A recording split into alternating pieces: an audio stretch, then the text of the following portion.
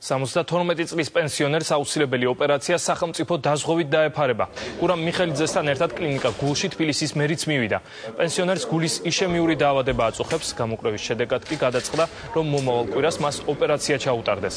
ისევე როგორც ყველა ასაკით პენსიონერი 1 სექტემბრიდან გურამ მიხელიძეც სახელმწიფო დაზღვევის პოლისით სარგებლობს.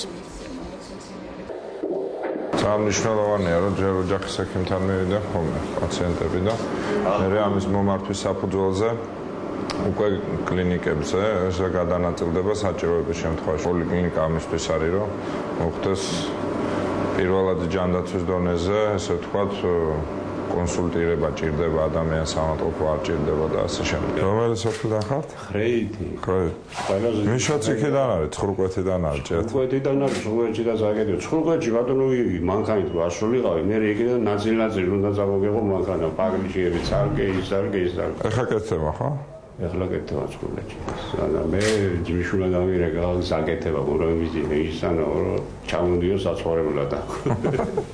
ფაქტიურად ეს ოპერაციები რაც კეთდება, დაზღვევით და 90%. ძალიან დიდი შეღავათია, დაზღვევის გარეშე ბევრს გაუჭირდება. ეხლა მთელი გეგმა ესეთია, ეხლა პენსიონერები, 0-დან 5 წლამდე ბავშვები, სტუდენტები, შემდეგ უკვე უნდა იქნება უკვე ასაკების მიხედვით და 2014-ისთვის საბაზისო პაკეტი ყველა მოქალაქეს უნდა კონდეს, რომ შიში არ კონდეს რა ექიმთან მოსვლის. 4 წელიწადში თბილისი იქნება რეგიონში სამედიცინო ჰაბი.